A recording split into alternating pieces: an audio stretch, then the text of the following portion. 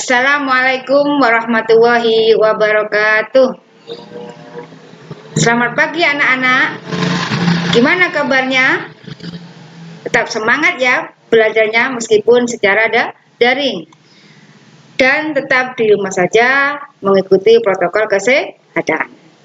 Baiklah, pada pembelajaran hari ini yaitu bidang studi IPS kelas 8 di awal semester genap ini, Bu Guru akan membahas tentang bab pertama yaitu keunggulan dan keterbatasan antar ruang serta peran pelaku ekonomi dalam suatu perekonomian. Di mana keunggulan dan keterbatasan antar ruang dalam permintaan, penawaran dan teknologi yang menjadi salah satu penyebab adanya interaksi tersebut. Yang pertama yaitu perbedaan potensi dan sumber daya alam yang dimiliki.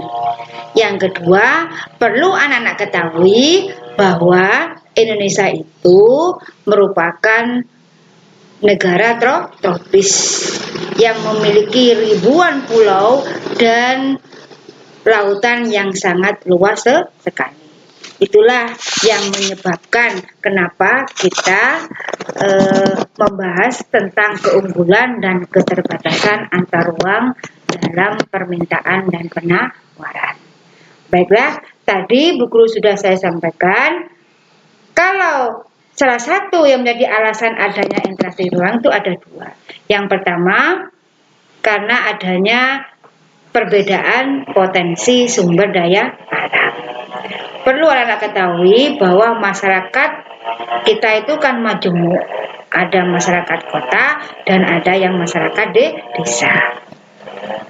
Tentunya masyarakat kota dan desa itu banyak perbandingan atau banyak perbedaan. Yang pertama, masyarakat kota memiliki perilaku konsumsi yang berbeda sekali dengan masyarakat yang ada di kota.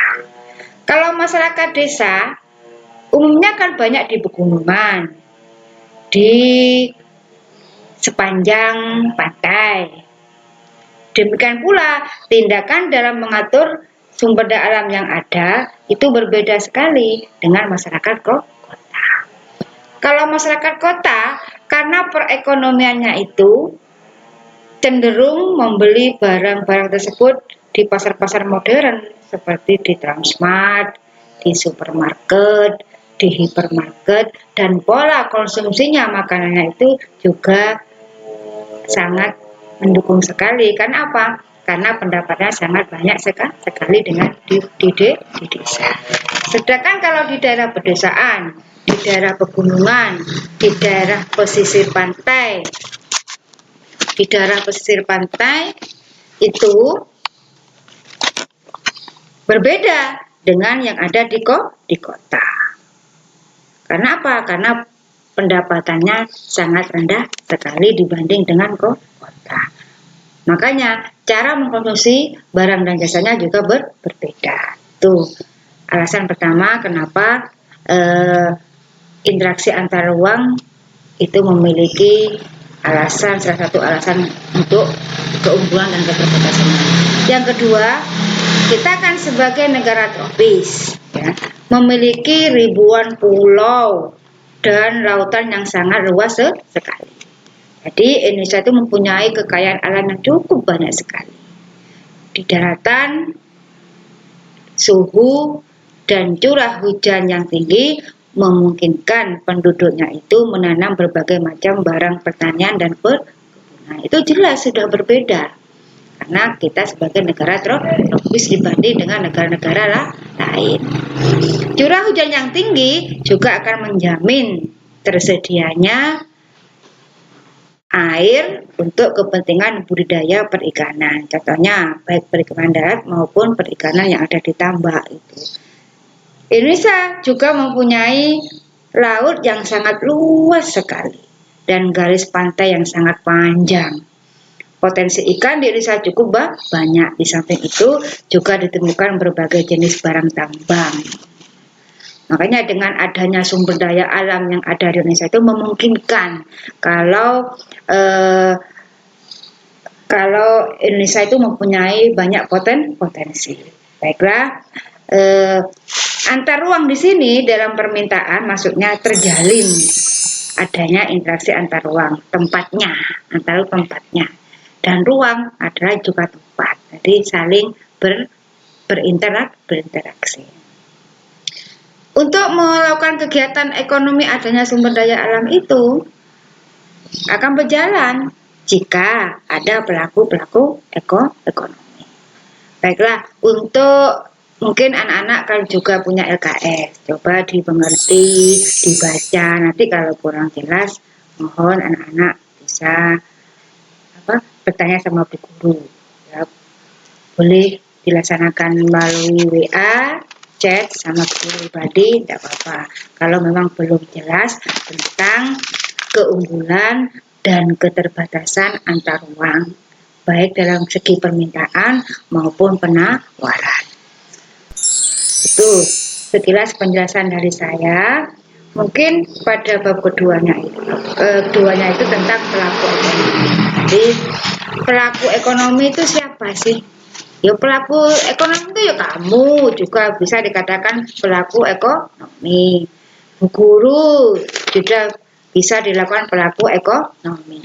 Jadi kalau menurut slide yang saya tampilkan itu, pelaku ekonomi itu sendiri adalah siapa saja yang terlibat dalam kegiatan ekonomi, baik produksi, baik distribusi maupun konsumsi. Apa maksud daripada produksi? Ya memproduksi. Contoh, ibunya si A menjual pisang goreng, lalu dijual. Berarti itu sudah memproduksi. Ibunya si A menjual pisang goreng, berarti juga dikatakan pelaku ekonomi. Membuat kue, brownies untuk dipasarkan ke pasar, itu termasuk produk produksi. Kalau yang dikatakan pelaku distribusi, mendistribusikan atau menyalurkan. Contoh, ibunya si A dia memproduksi tadi brownies, tempe, tahu, lalu menyalurkan ke pedagang kecil, dijual di pasar. Itu berarti termasuk pelaku ekonomi dari segi distribusi atau menyalurkan. Dan masih banyak lagi contoh-contoh tentang distribusi. Yang ketiga, pelaku ekonomi yang ketiga ya termasuk konsumsi, mengkonsumsi, menghabiskan. Contoh, kamu membeli brownies tadi dari ibu si A yang membuat, yang memproduksi, menyalurkan. Kamu pergi ke pasar, kamu membeli brownies itu, lalu kamu makan, kamu konsumsi, berarti kamu juga dikatakan sebagai pelaku ekonomi yang ketiga, yaitu mengkonsumsi, menghabiskan. Jadi pelaku ekonomi di sini bisa merupakan perorangan atau kelompok, bisa juga, atau masyarakat pada umumnya. Jadi anak-anak termasuk pelaku ekonomi yang kemana? Apa produksi, apa distribusi, apa konsumsi. Jadi di sini Ibu jelaskan bahwa pelaku ekonomi itu ada 3. Produksi, distribusi, dan konsumsi. Nah, termasuk mana? Termasuk konsumsi kebanyakan, karena kamu masih dalam tahap belajar. Menghabiskan saja, makan setiap hari itu termasuk contoh daripada konsumsi. Baik.